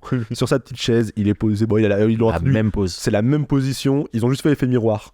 Ah ouais, juste dans le manga, il est à gauche et dans l'anime, il est à droite. Ils avaient les anciennes éditions françaises où ils faisaient miroir toutes les pages pour qu'ils lisent dans le sens français. Alors, il y avait ça vraiment ? Oui. Je jure, il y a une édition comme ça en mode France, en mode BD. Oui, en mode BD. Incroyable, je savais même pas. Ils faisaient ça pour Dragon Ball, ils faisaient ça pour les premiers JoJo Bizarre Adventure. En même temps, je me dis, ouais, c'est les premiers mangas, tu arrives en France, tu dois vendre ça, tu te dis, je vais tous les... Mettez-moi ça dans l'autre sens. Mais du coup, ça faisait chier parce que la traduction était la même. Il fait, j'ai ça dans mon bras droit, et c'est son bras gauche. Ouais, c'est léger ça. Et donc, ouais, voilà, Garp, pareil, petit easter egg, on voit que Garp, il a la carte du Baroque Work sur son bureau. D'accord, donc il est au courant des agissements de l'organisation, même si on n'en parlera plus du tout de Baroque Wars pendant toute la série. Que des Je pense qu'ils gardent ça pour la saison 2. Je pense que ça va être un bon début. Enfin, c'est censé. Ça va être la saison 2, forcément. Il n'y a pas d'autre possibilité de toute façon. Mais voilà, du coup, ils ont ça en tête. Ce qu'on a oublié de dire aussi, c'est que dans le bar, il y avait un certain personnage qui, dès que la bagarre commence, sort du bar. Avec un damier bleu et blanc. Oh oui! Qui vient parler à Baggy, justement. Exactement, ouais. C'est Kabashi qui est... Kabaji. Qui est... alors, si vous avez écouté Lockdial, Kabaji, c'est celui qui annonce toutes ses attaques, là, qui se bat contre Zoro. Attaque perpendiculaire. Ouais, c'est ça, là, qui se bat contre Zoro dans l'équipage de Baggy. Donc lui, on le voit, il était au bar. Et dans une petite scène, pas post-générique, mais un petit teaser pour l'épisode d'après, on le retrouve dans un chapiteau. Qui va dire à Baggy justement chef, je voulais voler la carte mais ils nous ont devancés, ils étaient probablement en train de préparer ce plan depuis des mois alors que c'est un total hasard qu'ils se sont croisés ce jour-là les trois. Et du coup Baggy qui dit je vais récupérer ma carte, personne ne vole ma carte, je vais leur apprendre. Et donc c'est là où on voit Baggy qui est présenté exactement comme dans le manga, donc vraiment stylé. Un premier épisode qui est quand même assez bluffant c'est assez bluffant de voir que dans un épisode ils arrivent quand même à présenter les trois personnages principaux de l'équipage, d'accord, 3 sur 5 qu'on verra dans la série. Ils présentent Baggy, ils présentent Garp, ils présentent la marine, les pirates, ils présentent le rêve de Luffy et le rêve de... Ouais, non, ils ont vraiment beaucoup condensé, quoi. Ils ont condensé de ouf, et pourtant, l'essentiel est là, et c'est fluide. Exactement. Je trouve ça quand même... C'est quand même un tour de force d'avoir réussi à faire ça, je trouve. Moi, je me rappelle la première fois que je l'ai vu, je sors du premier épisode, je suis quand même en mode, putain, vous avez assuré, les gars, c'est vraiment très très qualitatif. Là, vous m'avez vendu le truc, hein. Tout de suite, après moi, c'est mon côté anxieux. Je me suis dit, ouais, vous pouvez faire ça là. Mais pour la suite, sachant comment l'univers grossit, je me dis, ça va être de plus en plus dur, à moins que vous fassiez des saisons comme à l'ancienne de 26 épisodes. Ouais, ça va être un deal. En tout cas, force à eux, tu vois. Ouais. En mode bon courage. Bon courage si vous faites ça à chaque fois. Ouais, parce que j'imagine, pour écrire cet épisode, t'as pu mettre cher longtemps, quoi. Mais ouais, non, franchement, tour de force d'avoir réussi à faire ça. Et on verra que ça se tient quand même pas mal sur l'entièreté de la série. On va enchaîner du coup avec... donc ça, c'est la fin de l'épisode 1. On va attaquer du coup avec l'épisode 2. Ouais, non, on peut tailler Netflix pour avoir mis la bande-annonce en fin d'épisode 1. Moi, j'ai skip très vite. Ouais. Mais tu vois, ils vont spoiler toute la saison en mode regardez notre truc. Mais bon, si t'as tenu jusqu'à la fin de l'épisode, frérot... T'es hook. Voilà, exactement, t'es accroché. Savoir ce qui se passe. Ouais, il y a une bande-annonce de la saison entière. Donc, ils vont te montrer les trucs de toute la saison à la fin de l'épisode 1 qu'on a vite passé. Parce que je préfère le découvrir plutôt autant le découvrir plutôt que de l'avoir comme ça. On va attaquer du coup l'épisode 2. Donc nos 3 compères sont sur les mers. Nami va expliquer Grand Line de la même manière que mon réel, que vous pouvez voir sur notre compte Insta @logdlpodcast. Et franchement, le réel il le fait mieux. Et le réel le fait mieux, le réel le fait comme Nami. Je pense que j'ai copié la Nami du manga, donc bon, c'est plus ou moins pareil. Et il y avait Saber qui expliquait par-dessus, mais Saber explique peut-être mieux que Nami. Mais il y a un grand absent de cette scène, et c'est Gaimon. Ah oui. Malik est très énervé qu'il n'y ait pas Gaimon. Non, c'est vraiment des lâches. Gaimon et les animaux de l'île, tu vois. Parce qu'on se disait là entre les deux. Ça aurait été Gold Hector de voir ça vraiment. Gold Hector. Un mélange entre Gold et Collector. Exactement. Pas mal. C'est pas de moi, mais. Mais c'est pas mal du tout. Non, ça aurait été Golderie. Surtout que le budget pour faire des animaux, il est de 0, quoi. Tu prends un serpent, tu mets des oreilles de lapin, c'est fait. Tu vois. Le cochon, tu lui mets une perruque. Ouais, et c'est bon, tu vois, ça faisait des animaux, ça aurait été trop drôle. Cela dit, au Barati, dans le bateau-restaurant, il y a un tableau où on voit Gaimon. Il y a vraiment plein de références dans les tableaux qu'il y a derrière dans cet épisode. Moi non plus, je l'ai pas revu. Si tu le googles, tu pourras le trouver. Vas-y. Mais ouais, ça aurait été marrant de le voir. On remarque aussi que du coup, il y a les titres qui sont... Il y a toujours le titre One Piece qui s'affiche au début des épisodes avec le Jolly Roger qui change à chaque fois. Donc le premier, c'était celui de Luffy. Et là, le deuxième, ça va être celui de Buggy, du coup. Donc One Piece écrit un peu à la typo clown et tout.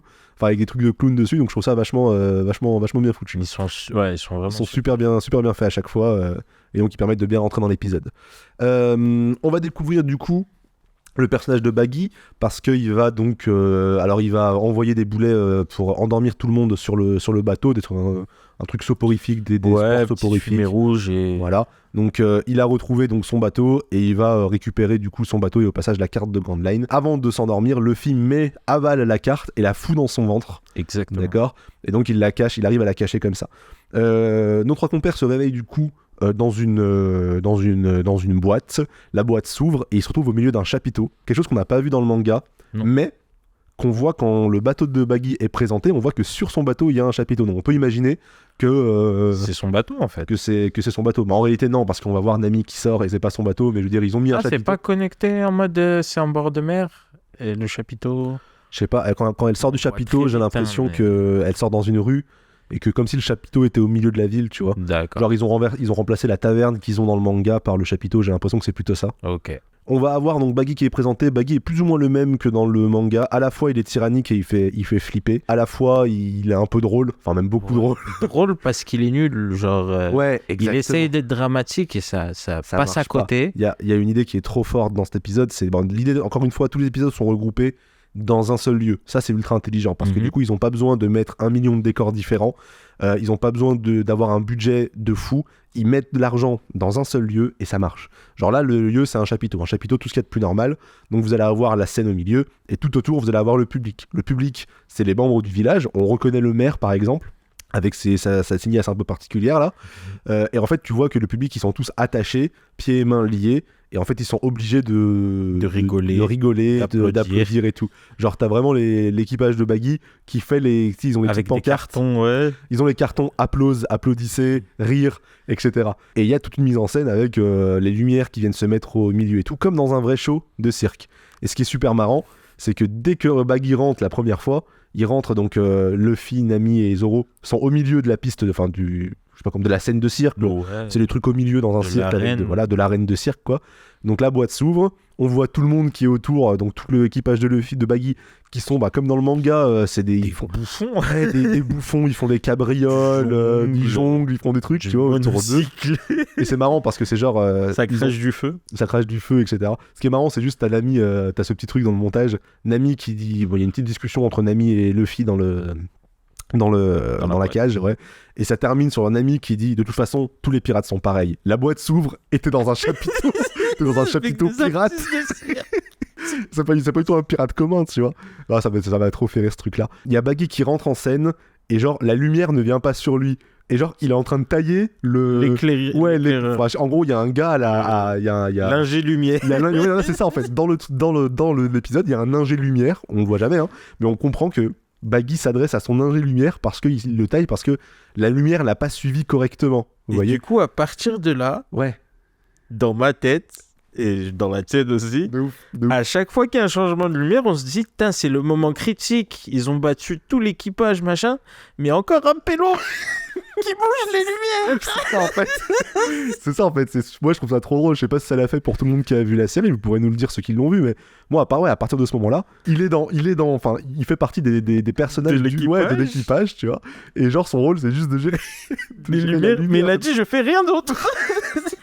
Même ils sont tous fait hagar et tout. Il est là. Il a C'est ça. dit, j'ai pas le choix. Et du coup, tout l'épisode, il a un petit peu géré, enfin toute la partie de l'épisode qui est dans le cirque, le milieu du cirque, c'est un peu géré comme une sorte de grande pièce de théâtre, comme un numéro de cirque en fait. Et du coup, t'as ce gars-là qui va changer les lumières, qui va mettre des lumières rouges et machin. Et à chaque fois que ça change, c'est marrant d'imaginer ça, je trouve. Donc voilà, Baggy est quand même, il est présenté comme un gars un peu comique et tout. Ça me fait beaucoup rire qu'il justifie qu'il n'y ait pas de... genre, comment justifier que t'as pas le budget pour faire un lion de 3 mètres?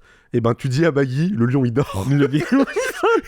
Genre Baggy il arrive, ouais c'est ça, il rentre, il va voir Morge, il va lui dire pourquoi il n'y a pas le lion. Et là, Morge, il baisse la dort. tête.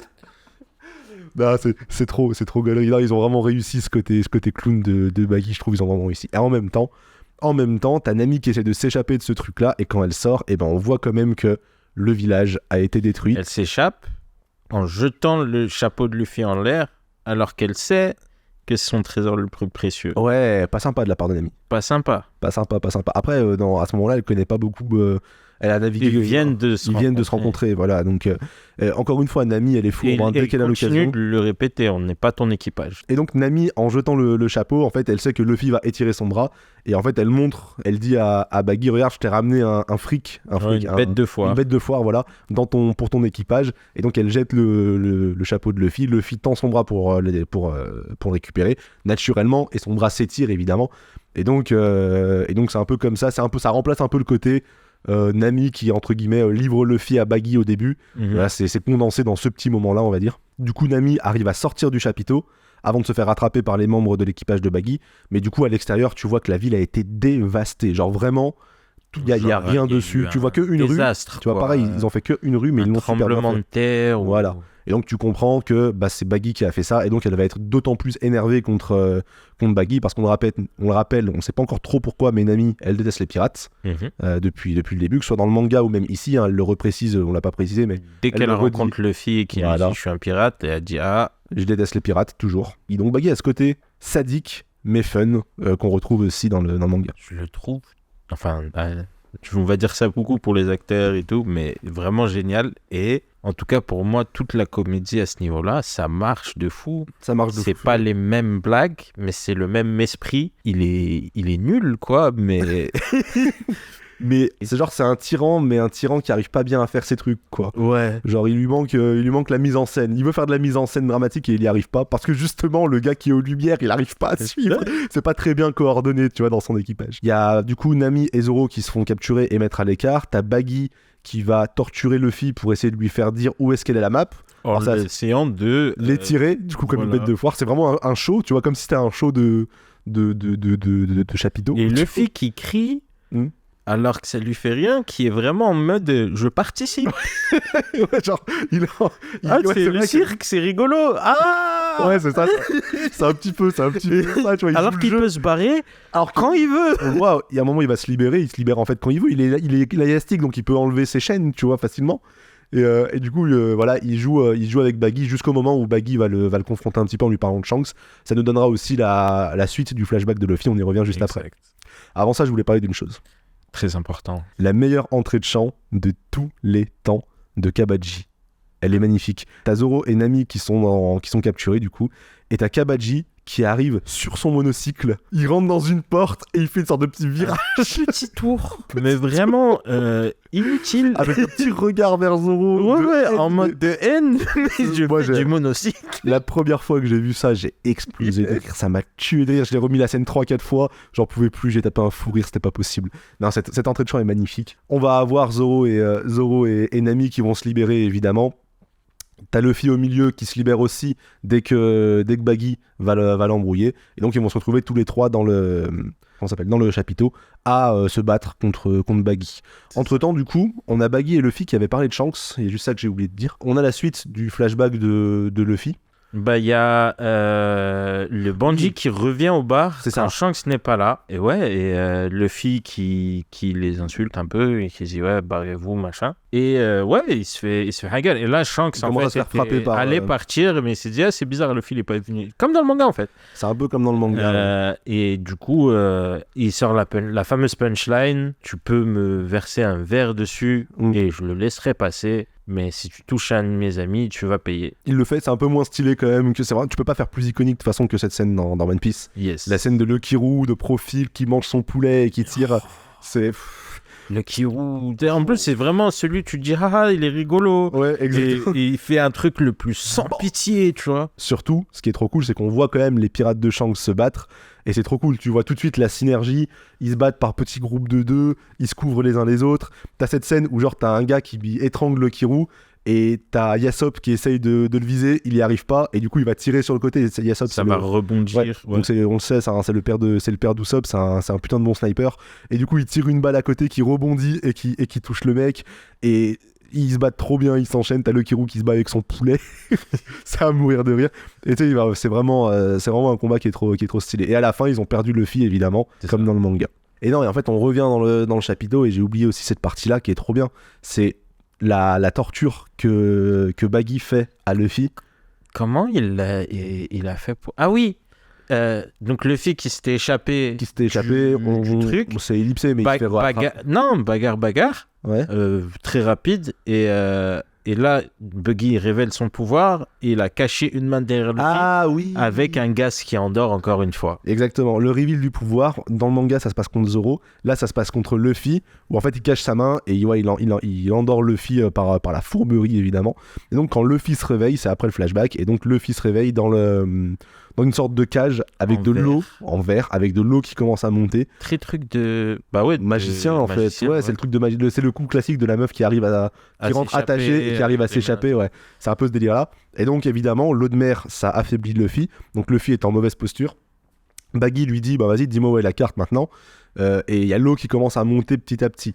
Et en fait, t'as Luffy qui finit dans l'eau complètement, quoi. Il est sur le point de s'évanouir dans de l'eau de mer. Donc déjà, un humain normal ça meurt, mais encore plus un humain qui a mangé un fruit du démon. C'est-à-dire que dès le début, il a à peine les pieds dans l'eau et on dirait qu'il a pas mangé depuis 3 jours. Il y a juste après où on voit, genre, il se balance une petite pichenette d'eau de mer. Ça l'affaiblit quand même, tu vois. C'est vraiment la kryptonite, quoi. Quand il commence à être submergé, il commence à s'évanouir, flashback. Voilà, va y avoir un montage en fait. Flashback. Non, pardon. Il va y avoir un montage alterné et qui va faire le parallèle entre Luffy qui se fait jeter par-dessus bord quand il est petit par le pirate, par le brigand, et qui se fait sauver par Shanks, et Luffy qui est dans sa situation un peu désespérée. Enfin, là, il se fait pas... C'est pas le brigand qui le jette à la mer, non, c'est le roi des mers, le poisson géant. L'anguille, l'anguille géante là qui vient foutre le sbeul. Et en fait, t'as ce montage pas en parallèle des deux situations. C'est-à-dire que deux situations désespérées où il se fait aider par ses amis. Donc d'un côté par Shanks qui le ressort de l'eau, et de l'autre côté par Nami qui fait une super roulade pour lancer son bâton. Elle lance son bâton, ça elle fait une roulade, elle le récupère. Ouais. Et c'était pas nécessaire du tout. Et donc Nami qui brise la glace et qui fait sortir toute l'eau. Et donc Luffy arrive à s'échapper. Et donc bagarre contre Baggy qui se finit plus ou moins pareil. J'ai cru que t'allais dire contre bagarre. contre bagarre. Bagarre contre Baggy, non, qui se finit avec de la même manière. Donc ils mettent le corps de Baggy, alors là ils le mettent dans des coffres, ce qui fait qu'à la fin il reste que sa tête, ses bras et ses 2 jambes. Gum bazooka, boum, Baggy est battu. Et donc avant de partir, et vraiment le chibi Baggy, ouais, le petit Baggy, je pensais pas que ça rendrait aussi bien, mais c'est génial là avec les petits mouvements, et ouais, j'ai kiffé ce moment. C'est vraiment trop bien fait, ouais. Ils ont vraiment bien réussi le petit Baggy. Et avant de partir, Luffy libère tout le monde, et Nami, tu vois, le regarde en mode t'es pas un pirate comme les autres un peu. Exactement. Tu vois, il y a ce côté là de Nami qui commence à gagner un petit peu du respect pour Luffy, elle qui était sur le point de le trahir il y a 2 minutes, ne l'oublions pas. Exact. Ok, je regarde juste s'il y a autre chose. Ouais, on a parlé de Shanks contre la bête. Non, bah c'est je le vois du vite coup. Fait à dire, hein, mais voilà, c'était un bon moyen de montrer ça, j'ai trouvé. Ouais. Ils ont pas abusé sur Shanks qui fait reculer la bête. Ouais, on se dit qu'il y a un truc bizarre. Il y a un truc un peu mystique, genre comment ça se fait qu'il arrive à faire reculer cette bête d'un seul coup d'œil. Mais ils ont pas mis 3000 effets spéciaux de... Ouais, voilà, ils ont pas abusé. C'est juste, il y a un regard, il y a la pupille qui se dilate et la bête se barre. C'est plutôt bien réussi. La bête qui est plutôt bien fait pour le coup. S'il y a un truc en CGI qui est bien fait, c'est cette bête là. Elle a un peu un côté plastique, mais franchement non, elle est plutôt bien. Vu qu'elle est mouillée, ça va, tu vois. C'est une anguille, ça passe. Ça doit briller, quoi. Ouais, c'est ça en vrai. Du coup ça passe. On a un tout petit cliffhanger, du coup, donc ils s'en vont, donc ils libèrent le village, ils prennent la viande. Il y a une petite blague de Luffy qui revient se servir en viande. Oui. Donc ils ont libéré le village de l'emprise de Baggy. Et du coup, voit Chouchou. On voit Chouchou, le petit chien, vous savez, le petit chien là qui se fait battre par le lion, qui protège son magasin de croquettes. Et on le revoit à la fin. Il est pas dans l'épisode, mais on le voit juste à la fin pendant et un il a tout pas petit dit plan. waf waf à Luffy. Et donc ils repartent en mer. Et il y a un petit cliffhanger à la fin de l'épisode. On voit Nami qui s'isole un peu sur le bateau, qui va dans sa cabine et qui prend un escargophone téléphone Bluetooth. Qui appelle quelqu'un en disant qu'elle a la carte et qu'elle va la ramener. Voilà. Mais on sait pas à qui elle parle pour l'instant. Parlant d'addition de la série, le Bluetooth Dendenmushi, il n'existe pas, ouais, c'est vrai. Qui n'existe pas. On l'a jamais vu. Très cool. Ouais. Et qui fait totalement sens vu pour ceux qui ont lu plus loin dans One Piece, la variété de Dendenmushi. Dendenmushi, si jamais il y a des gens qui connaissent pas du tout One Piece qui écoutent ça, les Dendenmushi, c'est ce qu'on appelle les escargophones en français. Ouais. C'est les gros escargots, si vous avez vu la série, c'est ce que Garp utilise pour téléphoner, là, son gros escargot. Attends, je sais pas, c'est dans l'épisode 2 ou 3, il y en a un moment où il donne à manger de la salade. C'est dans le suivant. C'est dans le suivant, merde. Le plan est génial. Garp qui donne à bouffer à son escargot, je trouve ça trop bien. Parce que c'est vraiment juste des téléphones dans One Piece. Et là, ils les ont un peu. Ils sont vivants. Ouais, qui sont vivants, mais genre, il n'y a pas de côté. T'as pas un escargophone de combat, ils les ont dans les poches, ils les ont. Dans des mallettes. Dans des mallettes et des trucs comme ça, tu vois. Il n'y a pas de côté je te donne à manger, t'es un animal de compagnie. Ouais. C'est vraiment, vraiment trop bien. Enfin, trop marrant d'avoir ça, quoi. Donc voilà, Nami potentiellement très. À voir. Qui a un secret. Qui a volé la carte non pas pour elle, non pas pour le film, mais pour quelqu'un. Tu veux enchaîner ? Épisode 3, on n'a rien d'autre à dire. Non, j'ai rien noté. Ouais, SO le technicien de Baggy. SO le technicien de Baggy. Très beau travail. Non, mais la lumière était belle dans le combat final. Tiens, la lumière est très belle dans le combat final. Quand ça se tape, il est chaud. Ouais, c'est ça. Par contre, c'est ça, genre, c'est le combat final et il y a toujours ce petit truc où tu te dis, putain, il est quand même fort. Il arrive à Baggy. Il y a vraiment une vraie bonne mise en scène dans le combat final, surtout au niveau de la lumière, avec des lumières qui changent, des tons qui changent. Et son combat, lui. C'est ça. Et voilà, tu te dis, il y a quand même le technicien qui a bien fait son taf. On attaque du coup, épisode 3. Épisode 3, la première note que je me suis notée, c'est commence à y avoir un peu trop de courtes focales. La courte focale, pour la faire courte. La courte focale, c'est quand vous avez un grand angle de caméra. Vous voyez les podcasts que vous regardiez quand vous aviez 10 ans sur YouTube, avec le côté un peu fisheye, le côté GoPro, voilà. La courte focale, c'est le plan un peu que vous avez avec les GoPro, où limite les bords de l'image sont un peu arrondis. Il y en a beaucoup, beaucoup dans One Piece, et dans la série One Piece. Et je comprends pas trop pourquoi ils ont fait ça. En fait, je comprends l'idée. Moi je comprends quand ils le font à l'affichage des bounty, des primes. Ça a fait un truc, on est méchant pirate, machin. Ouais. C'est cool. Mais comme tu dis, et c'est utilisé dans des moments comme ça pour intensifier, en mode quelqu'un vient de dire une punchline ou dire un truc dramatique, et à ça. Là où ça fait trop, comme tu le dis, c'est vraiment dans ce début d'épisode. C'est juste une conversation entre Luffy, Zoro et Nami. Et il y en a à chaque fois. C'est vraiment gros plan sur le visage, le fond, et tu vois vraiment les bâtiments, ils sont tordus, quoi, ouais. Tout derrière. La courte focale en cinéma, c'est pour donner un côté hors du commun. Ça donne un peu un côté anormal. C'est un personnage gênant. Gênant. Tu le filmes en courte focale, ça déforme en fait les perspectives et ça le rend. Le visage va être tout étiré, ça va être très particulier. Quand tu as besoin parfois de filmer une grande pièce avec pas beaucoup de recul, tu es techniquement des fois obligé quand tu filmes. Là, ils sont dehors. Ouais, c'est ça. Là, ils sont dehors. Ils l'utilisent des fois dans des conversations qui sont normales. Dans cet épisode-là, il y a un plan quand ils sont dans le dressing où il y a une courte focale où la caméra elle est posée dans le dressing. Je comprends pas pourquoi ils ont fait ça. Et ils alternent ça avec des focales plus normales, du 50 mm, du 80 mm, des trucs un peu plus courts, plus cinématographiques. Et je comprends pas pourquoi ils alternent un petit peu ces deux trucs là. Je pense que c'est pour mimer un petit peu les grandes perspectives que Oda dessine. Il en fait beaucoup au début de One Piece dans son dessin, des grandes perspectives où tout est déformé et tout. J'en ai déjà parlé dans Logdial. Et parfois dans les combats et tout, ça peut très très bien marcher. Genre filmer un combat à la course focale, ça marche bien parce que ça va plus vite. Filmer des courses poursuites en course focale, si vous voyez, regardez, pour ceux qui ont vu, je sais pas si t'as regardé la série comment ça s'appelle, Boba Fett. Ah oui. Est-ce que tu vois la course poursuite dans... Il y a longtemps. Hein? Je l'ai vu il y a un petit quand c'est sorti. Tu vois ceux qui sont en scooter là, tu les vois ou pas? Ouais, les Power Rangers là.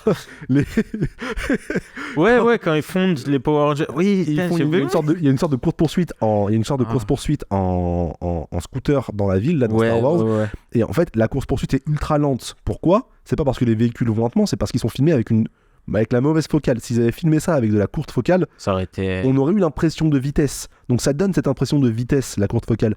Et dans les combats, ça marche super bien. Mais quand des gens parlent normalement, ça fait juste un « Wow, pourquoi c'est filmé à la GoPro ?» Tu vois. Donc, et quand ça alterne avec des plans cinématographiques, on dirait vraiment il y en a un qui filme à l'iPhone et un qui filme avec une RED, tu vois. Non mais vraiment, c'est trop, je trouve ça trop bizarre. Donc je comprends pas, il commence à en avoir beaucoup dans tous les épisodes des punchlines de Rap Commanders. Il a enchaîné cinématiquement. Yo. C'est ça. Non, mais s'il y a des réels qui écoutent cet épisode, vous savez de quoi je parle. Bon, on arrive du coup dans l'épisode 3. Donc, ils vont arriver. Donc, notre équipage va arriver sur l'île d'Usopp. Je sais plus comment elle s'appelle, son île. Syrup Village. Syrup Village. Enfin, putain, village, bien mais vu. l'île, et j'ai oublié, c'est un petit archipel d'ailleurs. Ouais. On voit les cartes dans le générique de fin et c'est cool. Et c'est cool, Je oui. suis graphiste. Effectivement, ouais, on voit les cartes parenthèses. Dans le générique de fin, on voit toujours les cartes. Il y a plein de détails qui sont cachés dedans. Yes. On voit plein d'îles, on voit plein de trucs, plein de royaumes qui sont dans One Piece. Des trucs qui sont sur East Blue et tout. Donc, vraiment cool comme idée pour un générique. Yes.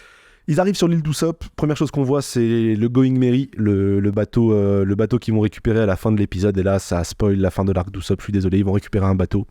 C'est le bateau de Kaya. D'accord, parce qu'on est sur le port des parents de Kaya, donc toi appartiens à Kaya. Et il y a Usopp qui est en train de... Alors, il te sort un titre de Ouais, travail c'est ultra, comme ultra tu dis, stylé. je suis agent de voirie, tu vois, Ça veut dire quoi? et boueur. Voilà, c'est un peu ça. On parle d'expérience ici. Il dit je suis à la décontamination des majors, supervision de la décontamination des barnacles. Un truc comme ça. Comment on dit en français. Et t'as genre Zoro qui lui dit... Ouais, Il bon, nettoie file-toi la les mer. Ouais. coquillages et la mer des pigeons. Et il y a un ami qui est directement genre non, c'est pas à lui qu'on va parler, il va pas nous vendre de bateau. Et après Usopp leur dit si, mais je connais la gérante, amie. c'est ma meilleure amie, je vais vous y emmener. Et c'est comme ça qu'ils se retrouvent au château de Kaya. Pareil, c'est un petit peu ellipsé. Un château. Bah, c'est un château. C'est une bonne grosse villa. Oh, c'est un château, arrête. Oh. Oh. On va aller dans la Loire, je vais te montrer des châteaux. Non, mais ok, Non, non. la bonne, on va dans la bonne grosse villa. Vraiment, ouais. Old money, though, tu vois. Ok, vraiment. ok, bon, le grand Airbnb de Kaya. Parenthèse que je me suis noté, le côté Usopp avec ses 3 petits oignons, la soupe de légumes, il est complètement ellipsé. Et ça, c'est un des reproches que je fais, surtout. En gros, pour moi, tous les personnages sont bien développés. Et Usopp, ça manque. Ouais. En gros. Les personnages sont tous bien développés et Usopp, on sent qu'il y a un peu un manque de développement De sur temps lui. passé sur lui, vraiment. De temps passé sur lui. Il y a des moments où ils auraient pu faire l'effort de le... Et je trouve vraiment l'iconiser. que, en plus, là, c'était l'endroit pour. Et ils ont dit, non, on va passer du temps avec Kaya. Ce qui est très cool, mais qui permet de développer un autre truc dont on va parler, je pense, dans un petit moment. Ouais. Mais du coup, Usopp, il est spectateur de son arc, un peu. Il est un peu spectateur de son arc, ouais. Et je trouve ça triste. C'est un peu dommage. Parce que j'aime beaucoup Usopp et j'aime beaucoup comme son beaucoup. acteur. Il le joue extrêmement bien. Très, très cool. Encore une fois, on l'a pas précisé, hein, tous les acteurs sont extrêmement bien Top. Ouais, tous Enfin, top. en gros, à partir de maintenant, en gros, on s'est dit, soit on va le dire toutes les 5 minutes, Ouais. comme la phrase, comme dans le manga, c'est cet acteur vraiment, il incarne le personnage, tu vois. Pour le bandit même plutôt, tu vois. Ouais, même le bandit, ouais, génial. ils Alors sont que c'est tous- un personnage, on s'en fout. Mais ils jouent tous super bien. Et les Ils sont tous costumes, justes. autant le dire maintenant, Allez, vas-y. voilà. Exactement, vas-y. Les costumes incroyables, vraiment. Et ouais, ce qu'on disait, ils étaient tous pris des color spray, des trucs café aux dames, mais c'est vraiment comment dire. Je peux juste définir Color Spread. Les color spreads, c'est les illustrations couleurs qui sont souvent là pour célébrer un numéro de chapitre en décimale ou une fête particulière. C'est des grandes doubles pages. C'est des grandes En doubles couleur. pages qui sont en bonus, souvent dans les magazines Shonen Jump plutôt que dans les tankobon, comme on dit en français, les tomes. Ouais. Putain, c'est encore beaucoup plus. Je fais cher le mec. Tu fais grave le mec, mais vas-y, c'est pas grave, Mais- on t'en voudra pas. Je sais pas parler. Et Je ne comprends pas. je ne comprends pas. Du coup, ouais, ils sont partis chercher de partout et chaque tenue, en fait, tu peux dire, ok, bah cette tenue-là que Zoro il a dans la première partie de l'épisode 3, Tu la Eh vois ben, quelque part avant. voilà, elle est tirée du manga. Cette tenue de Nami, elle est tirée du manga. Et Cette tenue voilà. d'Usopp, elle est tirée du manga. du Tout sur mesure, voilà. sur mesure pour tout le monde. Et même, ils disaient, ceux qui ont les gens qui font les tenues, les costumiers et costumières, ils disaient en gros, on a mis de la texture particulière pour avoir cet effet que ce soit voyant. Tu vois. Ouais. Ils ont fait ça. Après, moi, c'est pas mon domaine. Donc, je peux pas aller Mais en plus loin. tout cas, ça fait. Et puis on dirait des vrais vêtements, ça fait pas cosplay. Ça fait c'est pas surtout cosplay ça. du tout. Ça fait On dirait, naturel ouais, de ouf. tu as acheté ça dans un. Ouais, de ouf. Dans un magasin. H&M de H&M de One Piece. de ouais. One Piece. T'es plus coloré parce que t'es un personnage principal. C'est Donc, t'es ça. plus coloré que les gens normaux. Mais Mais Ça quand va. même.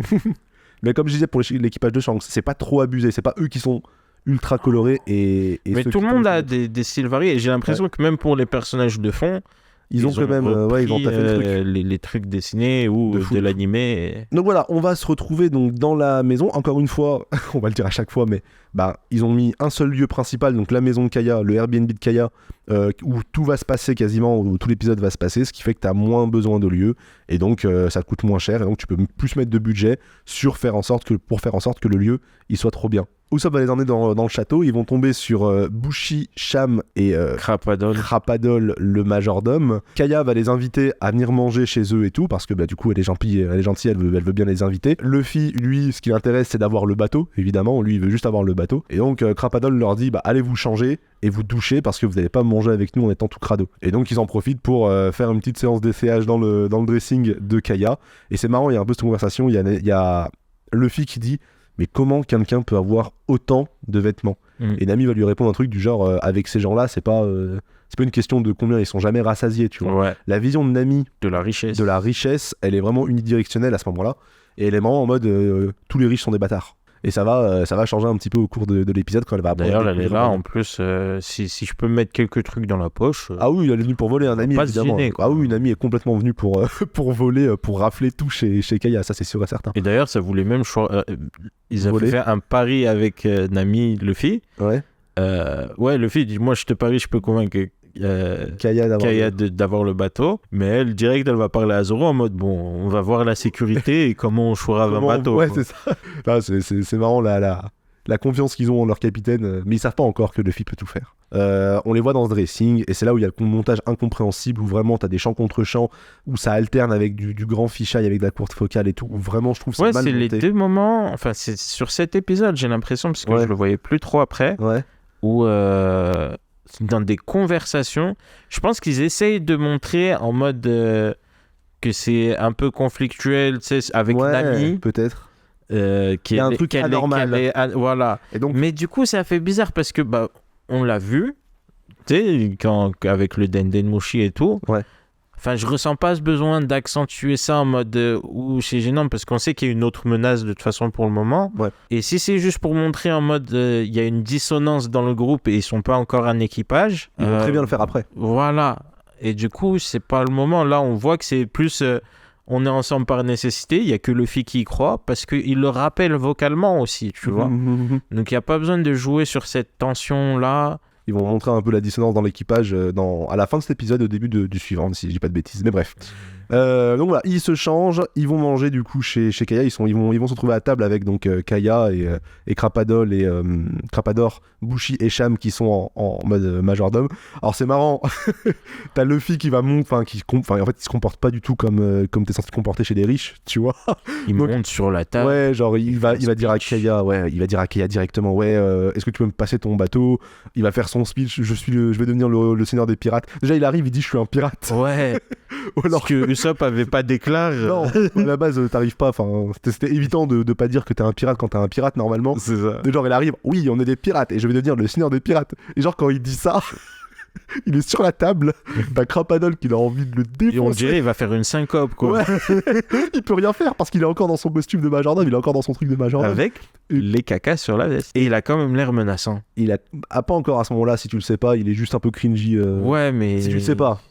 Si tu le sais, c'est terrifiant. Il est super bien fait, Krapadol. On va pas le dire à chaque fois, mais il est super bien fait, Krapadol. Ouais. Et alors t'as vraiment le moment où il aggrave la mort et t'as Luffy qui passe à côté de lui et qui lui pose et qui lui donne le verre. En mode t'es juste le larbin, hein. Je t'ai même pas fait attention à toi. C'est marrant parce que normalement ça se fait pas dans le Congo. Luffy il fait pas ça normalement, tu vois, genre de en mode t'es le larbin, tiens. Mais ça se voit, il l'aime pas. Tu penses ? Ouais, puisqu'il dit pourquoi il parle pour elle, machin. Ouais, c'est vrai que oui. C'est une amie qui dit ça, je crois. Ah oui, c'est vrai. C'est une amie qui lui dit ça en mode pourquoi tu parles pour elle. Mais ouais, il y a ce truc-là, moi ça. Mais je pense que c'est en mode c'est pas important parce que c'est Kaya à qui je parle. C'est Kaya à qui je parle, ouais. C'est ça. Tiens mon verre à chic. Tiens mon verre, exactement. Et du coup, voilà, t'as ce truc-là et donc je sais plus comment ça finit cette scène. Il y a Klapador qui commence à gueuler, ce qui fait que Kaya a une quinte de tout. Ah oui, et donc ils vont... Et il dit ouais non, barrez-vous d'ici. Et elle fait non, laisse-les dormir. Et on se revoit demain matin. Et demain, et lui il fait d'accord, mais demain vous barrez. Ce qu'on n'a pas dit, ce qui est intéressant, enfin ce qui est important, c'est que là on est le soir où des 18 ans de Kaya. Oui. Et en fait, pendant la soirée, il y a Mary qui va voir Kaya en lui disant Madame, il y a un truc qui va pas dans les papiers. Dans le testament. Parce qu'en fait, alors le plan du capitaine Kuro, il est un peu passé sous ellipse. En fait, il a déjà été mis en place quand on arrive. Kuro a déjà modifié les papiers. C'est toi qui me l'as fait remarquer, je l'avais pas remarqué. Moi, je pensais vraiment que le plan était mal foutu, mais en fait, non. Kuro a déjà modifié les papiers pour faire en sorte que dans le testament, si elle meurt, ça lui revient. Et donc, il attend qu'elle ait 18 ans pour pouvoir la tuer, pour que tout lui revienne.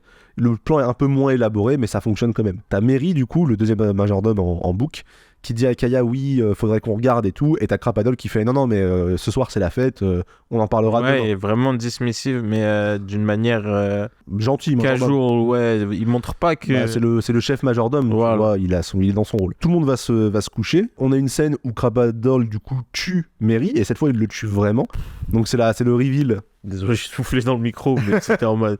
C'était brutal, parce que c'est pareil, non, mais c'est pareil. Je me demandais, je me suis dit, c'est One Piece. Personne qui meurt sauf ceux qu'on sait qui meurent. Ou c'était déjà dit avant. Donc, quand on voit Mr. Seven mourir, on dit ouais, on s'en fout. C'est pas canon. Mais jusqu'ici, Morgan, ils l'ont pas tué. Mais après, on sait qu'il finit en prison, machin. Mais on s'est dit ouais, donc ça va être pareil. Peut-être ça, il va blesser Mary gravement. Mais non, il lui a découpé le cœur, quoi. Enfin, il lui passe il le tue de la même manière, les 5 lames. Et donc on a le reveal sur Kuro de cette manière. Et donc pareil, lui il va expliquer petit à petit son plan au fil du temps, dans plusieurs scènes. Peu importe, son plan c'est plus ou moins le même. Qu'est-ce qui va se passer ? Il va se passer que t'as Luffy qui se lève parce qu'il a faim, t'as Zoro qui se lève parce qu'il a envie de se bourrer la gueule, ouais voilà c'est ça, et t'as Nami qui se lève pour voler. Et t'as Usopp qui est dans la cuisine, qui arrive pas à dormir. Donc en fait Usopp, Luffy et Zoro se retrouvent dans la cuisine, et Nami en volant elle rentre dans la chambre sans faire exprès de Kaya. Enfin, et donc elle voulait rentrer dans une chambre, mais elle savait pas que c'était celle de Kaya. Et donc t'as d'un côté les 3 gars et d'un côté les 2 meufs qui vont avoir leur propre avancée, on va dire. J'aime beaucoup la réplique de Kaya où elle lui fait qu'est-ce que tu fais là. Elle lui dit je cherchais à manger. Elle fait et pourquoi t'as une thé d'oreiller alors remplie, et tu vois la thé d'oreiller elle est énorme derrière Nami, genre elle essaie de cacher quoi genre. Et de fou, mais genre que tu voyais pas au début comment c'est cadré. C'est ça, au début tu vois juste le haut et après c'est un peu moins elle est vraiment nulle pour mentir genre. Non, en plus elle est forte théoriquement, c'est juste que là il fallait qu'elle se fasse griller. Et Kaya, tu sais, elle lui dit pas, elle la taille pas, elle lui dit de toute façon les trucs qui sont là c'est des vieux trucs, vas-y prends-les, je m'en fous. Ouais, c'est ça. Je pourrais m'en débarrasser et en donner à la charité. Et là Nami elle aime pas. Parce que en fait elle se fait traiter entre guillemets de pauvre. Et donc ça l'énerve. Pas ta charité. Et donc les deux vont commencer à discuter dans cette pièce. De l'autre côté t'as Zoro, enfin t'as les 3 gars du coup qui sont dans la cuisine. On va avoir le rapprochement du coup entre Yasop et Usopp. Donc Luffy va dire à Usopp j'ai vu ton père et tout quand j'étais petit machin. Je passais plus de temps avec lui que toi. Ouais c'est ça. Tu sais genre ouais c'est ça, t'as Usopp il est en mode ah ouais t'as passé du temps avec mon père. Encore une fois, il y a ce big respect, il a quitté sa famille, bravo mon pote, c'est bien. Franchement, un exemple. Un père exemplaire comme tout l'équipage de champ. Quittons nos femmes et nos enfants, allons prendre la mer, tout le monde applaudit. Ah, cette scène dans le manga, c'est n'importe quoi, putain. Donc Luffy va se retrouver à manger du poison qui était fait normalement pour tuer Kaya. Il finit la casserole. Il a fini tout le poison. Il y a un le peu marrant. truc est bleu. Oui. Attends, le thé est bleu. La purée, elle est d'un bleu, mais tu sais, on dirait de la pâte à modeler, quoi. On dirait un peu la bouffe dans Peter Pan. Il n'y a pas un truc dans Oui, dans ouais, Hook. un truc comme ça, ouais. Un truc comme ça, genre de la bouffe un peu dégueu, là. Et Luffy a bouffé ça au complet, c'était empoisonné. Ça lui a donné envie. Mais apparemment, d'après Bushi, il s'applique fort pour que ça soit bon. C'est ça, il y a cette vanne qui... Ça n'a pas l'air bon, mais le goût, apparemment, est génial. Ouais, Bushi, à chaque fois, il va goûter son plat. Non, je disais la scène où il le retrouve, où genre t'as Bushi, Cham et Clapadol qui retrouvent Luffy, et t'as Bushi, il est en mode, il a tout fini, je vais lui demander s'il est bon. Ouais. Bon ou pas, tu vois. Et c'est là, genre, il a tout fini, c'est que ça devait être bon, tu vois, il est genre trop fier que le regard qu'il lance à Cham qui arrête pas de le tailler. La relation entre Bushi et Cham, elle est marrante aussi. Ils sont vraiment un peu complices, mais à la fois adversaires. C'est vraiment cool. D'ailleurs, on va en parler un peu là. Grand de absent. Bushi et Sham. Ah, Grand absent Django aussi. Django, je grand crois. absent malheureusement. Putain, c'est vrai que Django est pas là de tout le. Ça- Bah ouais, il est pas là de l'épisode, il est pas là de On l'arc. voit son On poster. voit ouais, on sait qu'il existe parce qu'on voit son poster, il y a sa prime. Et qui, l'épisode 1. qu'il est sûrement capitaine de l'ancien équipage de Kuro. Ouais, parce que mais- on les voit pas non plus. Ouais, mais tu vois, on voit pas l'ancien équipage de Kuro. Non, C'est juste il a Kuro juste gardé et les Bushi deux et Sham. quoi. en majordome eux aussi, tu vois, qui sont majordomes de chez Kaya. Mm. Donc ça a été vraiment ouais, ellipsé ce truc-là. Il y a vraiment beaucoup de trucs dommage. qui ont été enlevés de l'arc d'Usopp en fait. Ouais. Tu vois, il y a la partie Kuro et la partie Usopp. C'est peut-être pour ça que ça fait et la partie Usopp capitaine avec les 3 oignons. C'est ça. C'est peut-être pour ça que ça fait un peu vide aussi. Bah ouais, c'est un peu dommage. Mais ils ont préféré développer Nami en fait. Ouais, mais ça vaut, en fait, ça peut valoir le coup. Ça vaut le J'entends coup que le si- développement de Nami, en fait, vu que Nami, ça va être l'enjeu de fin de saison, tu vois, Ouais, je trouve quand même que c'est un bon choix.